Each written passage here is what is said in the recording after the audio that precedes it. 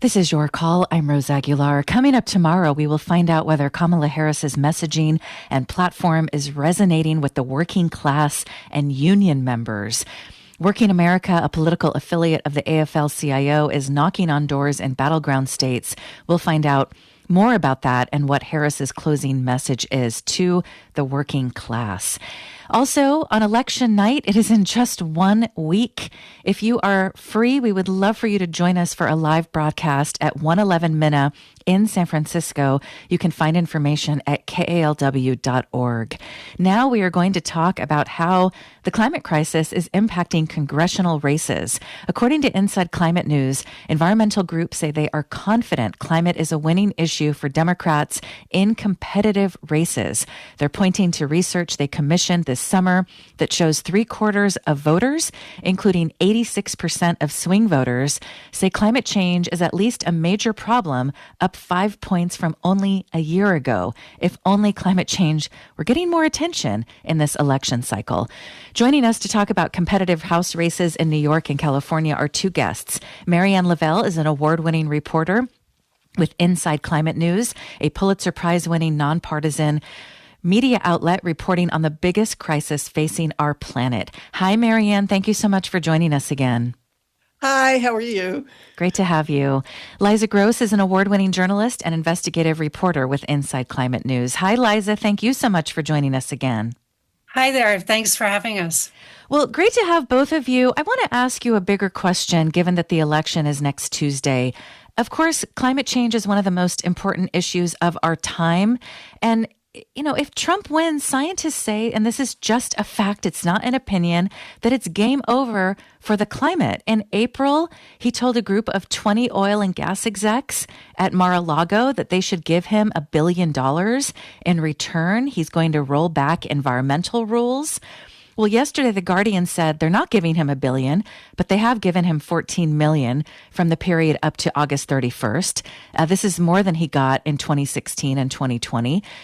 So, Marianne, you've done so much reporting on these issues. Can you just remind us what's at stake in this election when it comes to the climate crisis? Yes, I think it's pretty simple. President Trump, or former President Trump, doesn't really feel the climate change is a big crisis. And he is very devoted to increasing oil and gas drilling and really extending a fossil fuel economy. Recently in Detroit, he said, "Vote for me and you'll have gasoline cars for a long, long time." And I think that's he's been very clear, no matter how much money or how little money he's gotten from oil and gas, this has been his view for a long time. Vice President Harris would continue and extend the huge investment that we've made in a clean energy transition. It's only beginning. We have a long way to go, but certainly we're at a better place than we have been as far as addressing climate. And the question at stake in this election is, are we going to continue to take it seriously or not? Right. Liza, what would you like to add? I would just say that I've seen what former President Trump has done to the Environmental Protection Agency in his previous administration. And I saw that he was very interested in getting rid of career bureaucrats and scientists who are able to implement science-based policies related to climate and the environment in general. And instead, he replaced people who were science-based, even, just across the spectrum, people who believed in science with people who were more industry-friendly, basically servants of industry. And I have no reason to expect that things would be any different this time.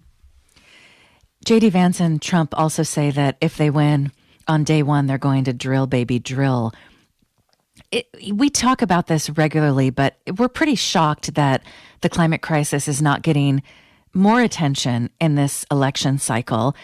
I've watched so many of Vice President Harris's speeches, and at least the huge ones, she really doesn't talk about climate change. She hasn't really said much about the IRA.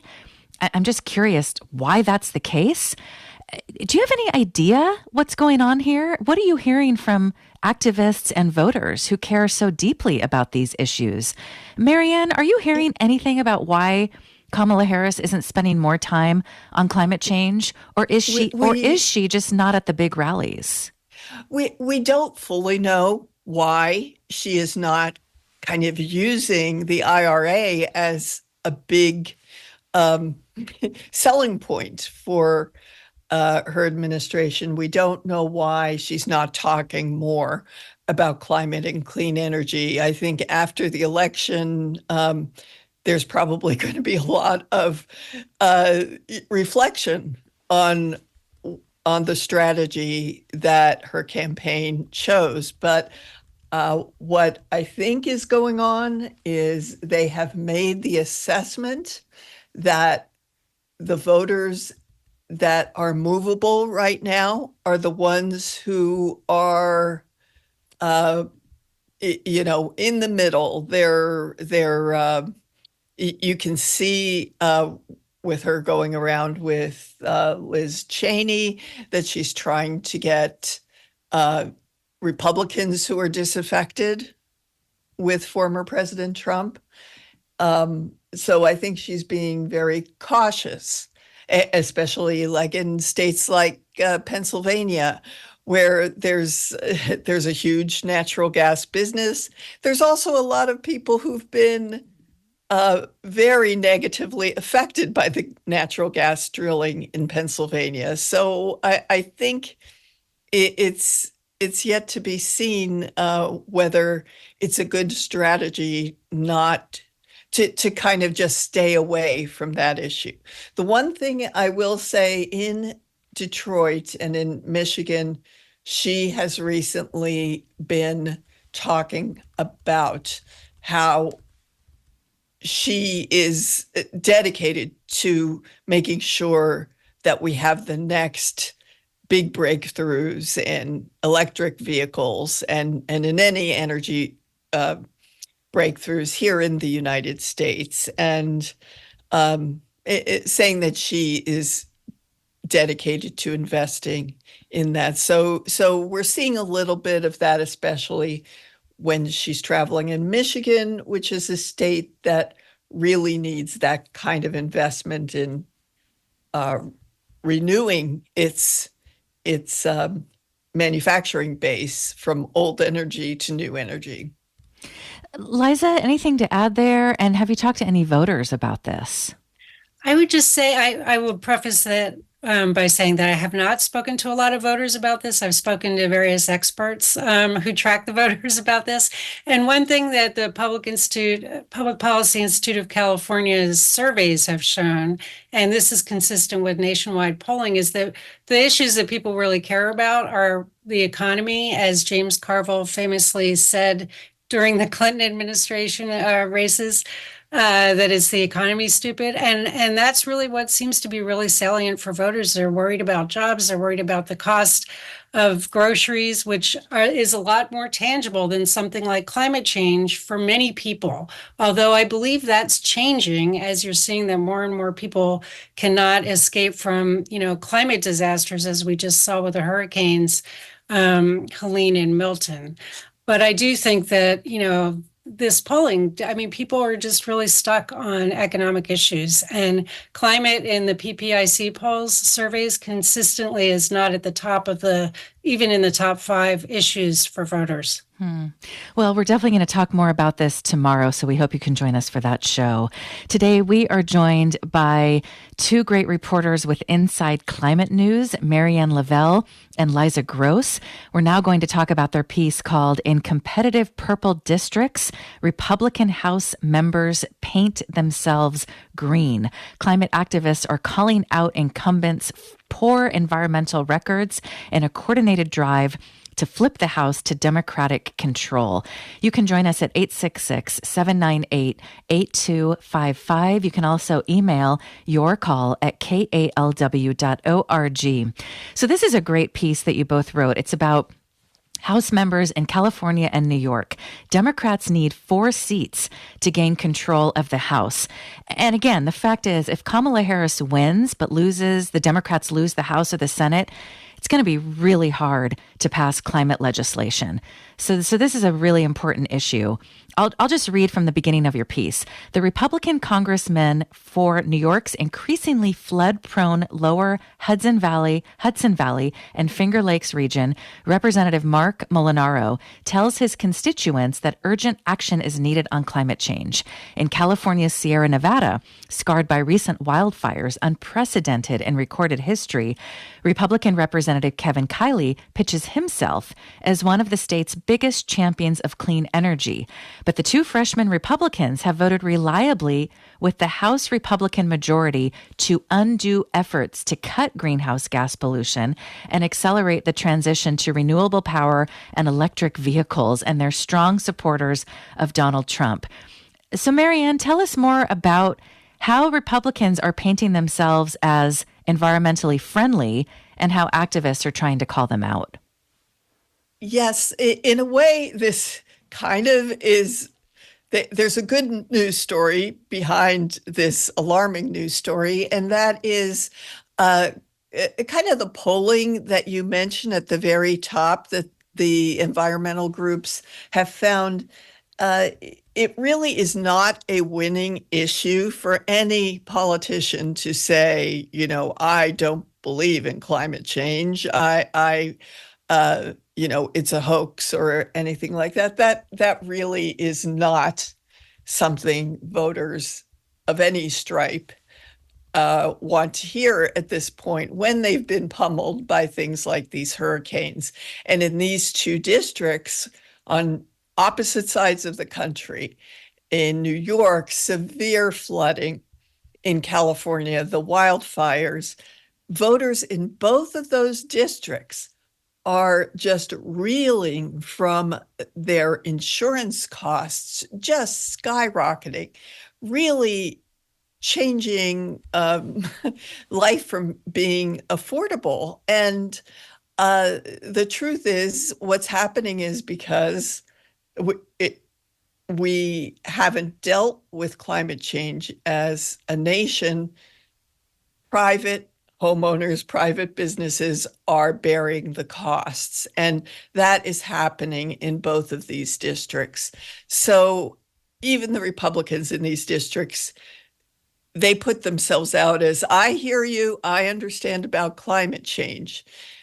However, what the environmental activists are doing is making sure that voters in those districts know that the voting records of those 2 Republican candidates and most other Republican candidates just do not line up with effective action on climate change. The House GOP majority has been very much united to try to block anything that Biden's doing and even go further in rolling back greenhouse gas controls.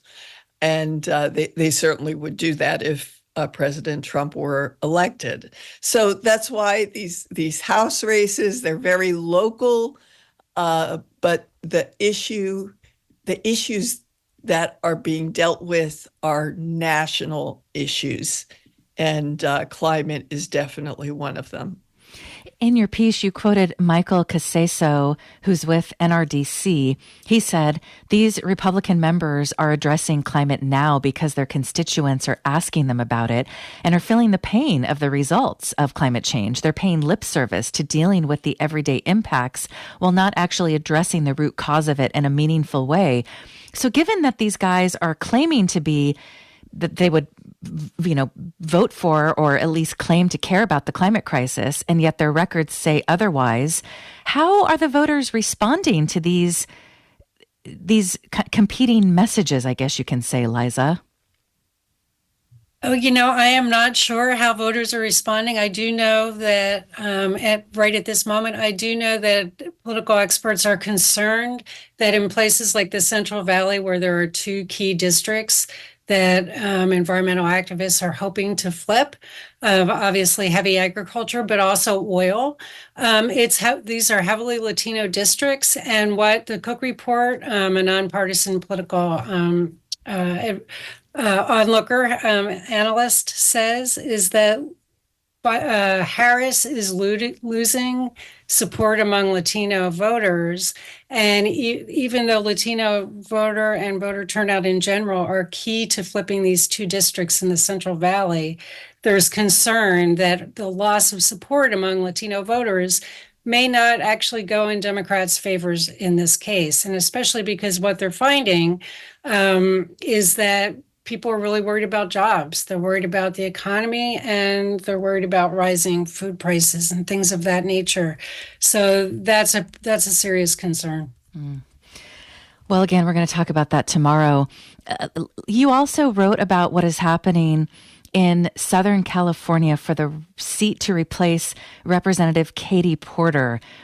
She ran for Senate in California and lost in the primary to Representative Adam Schiff. And so Katie Porter, at least this time around, is not going to be in the House. And you write about the people who are running to replace her. Climate activists are excited about State Senator David Min, a former law professor who chairs the Senate's Natural Resources and Water Committee, who once led an unsuccessful effort to ban oil and gas drilling off of California's coast. Liza, can you tell us more about Senator David Min? Actually, I would defer to my colleague Marianne on this. Marianne reported that part of the story. Oh, okay, Marianne. Yeah, I can tell you a little bit about him. The thing that really stands out is he's not just a Democrat who is just we just want to get a Democrat to flip the House. This is a guy who has been chair of the Senate's Natural Resources Committee, and he actually led an effort to ban oil and gas drilling off California's coast. Now, that didn't succeed, but what did succeed is a law he sponsored to get kind of neighborhood scale decarbonization going. This is to accelerate households transitioning away from natural gas. And often that's hard to do unless you have a whole neighborhood doing it. It really makes it a more affordable. And so that's kind of it. He has the knowledge of these issues at that kind of granular level that environmentalists feel like having someone like him and some of these other candidates as well.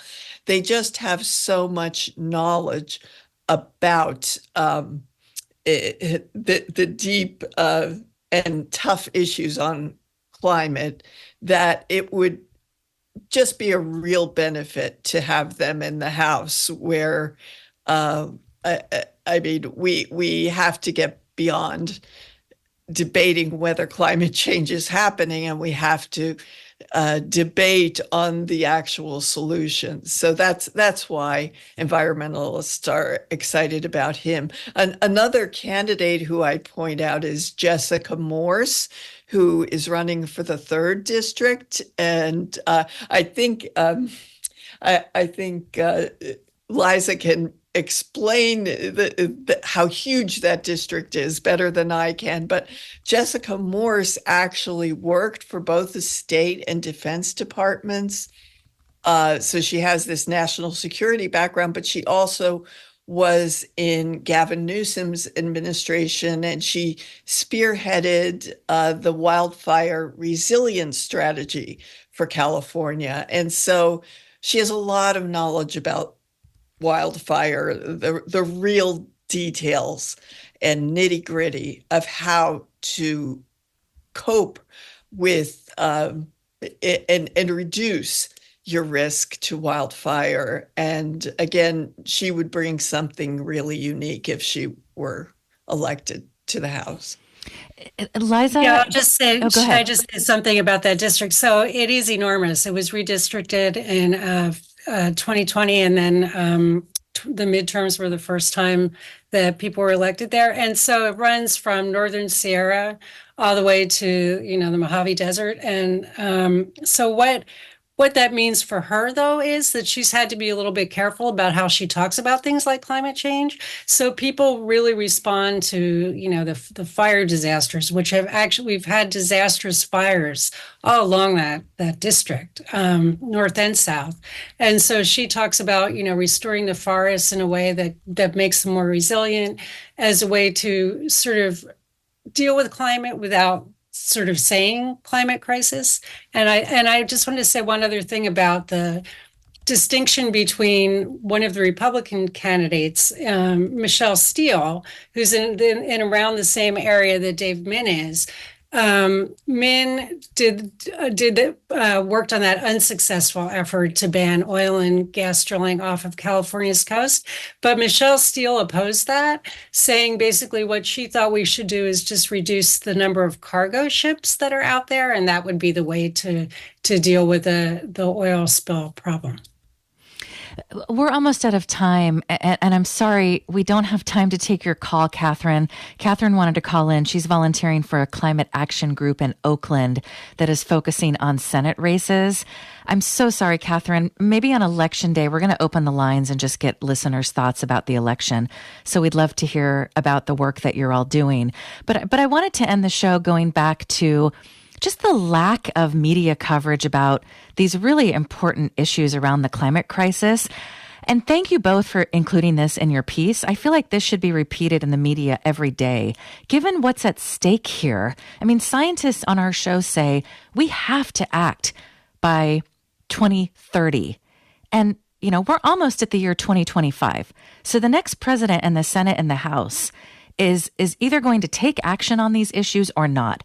And as you report, the oil and gas industry spending this year has already hit a record $147 million, with 89% going to Republicans. So oil and gas has already spent a record $147 million, 89% going to Republicans, according to Open Secrets. I mean, this is such an important number, Marianne, to let voters know about. And we have about a minute left. Yes, and it's actually more lopsided than it's ever been as well, as far as their support of Republicans over Democrats.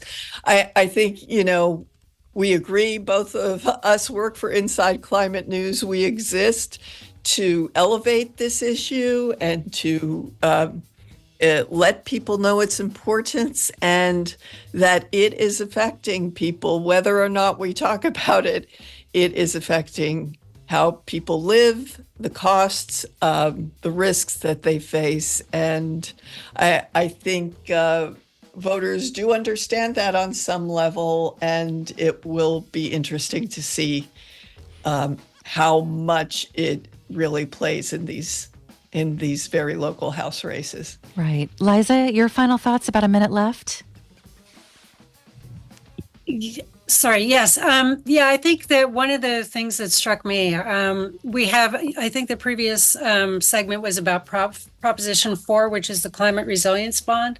I think that what voters need to understand is that one thing that was very clear by the authors of that legislation, which needs to be approved by the voters as a general obligation bond, is that $1 spent in building resilience against climate change is $6 saved. And so, and basically cleaning up after a disaster. And so if people are really worried about the economy, I think they need to sort of get to, they need to understand that climate is very much an economic issue. And once a disaster hits you, I think that reality comes home pretty starkly. Such a great point. Liza Gross and Marianne Lavelle are award-winning reporters with Inside Climate News. Thank you for your reporting. Thank you so much for joining us. And thank you for joining us. I'm Rose Aguilar. It's your call.